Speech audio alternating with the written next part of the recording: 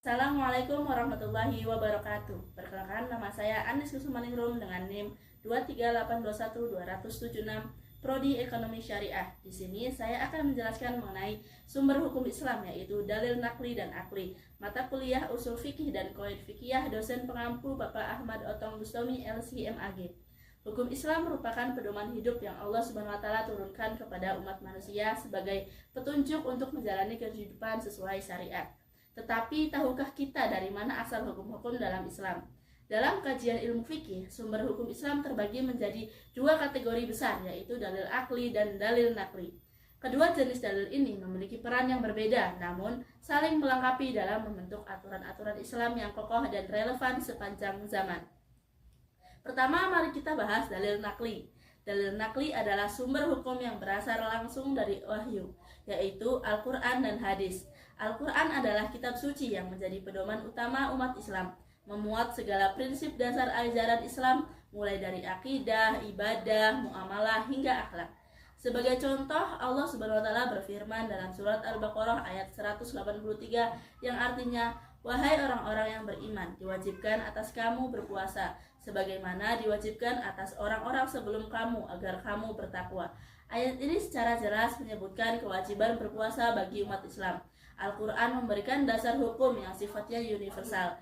Namun, untuk memahami rincian pelaksanaannya, kita membutuhkan penjelasan tambahan, yaitu melalui hadis. Hadis adalah perkataan, perbuatan, dan persetujuan Nabi Muhammad SAW dicatat oleh para sahabat dan ulama. Sebagai contoh, tata cara sholat 5 waktu yang kita lakukan saat ini tidak dijelaskan secara detail dalam Al-Quran, tetapi diperinci melalui hadis. Dengan demikian, Al-Quran dan hadis menjadi dua sumber utama yang saling melengkapi dalam membentuk dalil nakli. Selanjutnya, kita beralih ke dalil akli. Dalil akli adalah sumber hukum yang berasal dari akal manusia. Disinilah peran ijtihad atau usaha intelektual manusia dalam menggali dan menerapkan hukum Islam. Dalil akli digunakan untuk menjawab permasalahan yang tidak secara langsung disebutkan dalam Al-Quran maupun hadis. Dalam praktiknya, ulama menggunakan berbagai metode ijtihad seperti qiyas, yaitu analogi hukum yang membandingkan kasus baru dengan hukum yang sudah ada. Misalnya, Al-Quran mengharamkan khamar atau minuman keras karena efeknya yang memabukkan. Dengan metode qiyas, ulama menetapkan bahwa narkoba juga haram karena memiliki dampak serupa, yaitu merusak akal dan tubuh manusia. Selain qiyas, ada pula metode istihsan, yaitu mendahulukan kemaslahatan.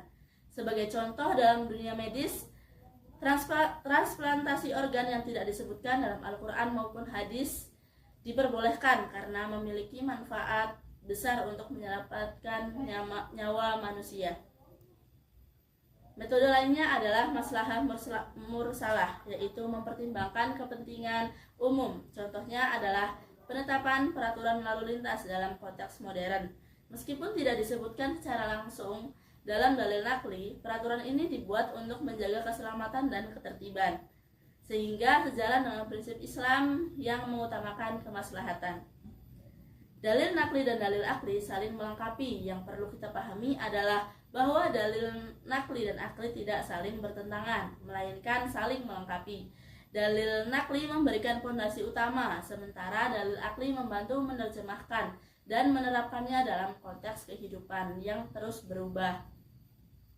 Misalnya dalam menghadapi isu-isu modern seperti teknologi, bioetika, atau lingkungan, dalil nakli tetap menjadi pedoman utama. Tetapi dalil akli berperan untuk menjawab persoalan-persoalan baru yang tidak pernah dihadapi pada masa Nabi Muhammad SAW. Dengan cara ini, hukum Islam tetap relevan untuk semua zaman dan tempat. Dalil nakli dan akli adalah dua pilar penting dalam hukum Islam. Dalil nakli yang bersumber dari wahyu memberikan panduan yang jelas dan pasti, sedangkan dalil akli yang bersumber dari akal manusia memberikan fleksibilitas dalam memahami dan menerapkan hukum Islam dalam konteks yang lebih luas.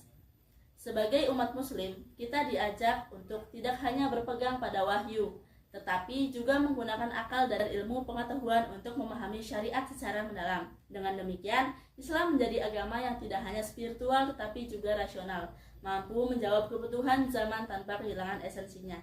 Semoga penjelasan ini memperkaya pemahaman kita tentang sumber hukum Islam, terutama dari nakli dan akli. Terima kasih telah menyimak dan jangan lupa untuk terus belajar dan mengamalkan ilmu yang kita peroleh. Cukup sekian dari saya, kurang dan kurangnya mohon maaf. Wabillahi taufiq wal hidayah. Wassalamualaikum warahmatullahi wabarakatuh.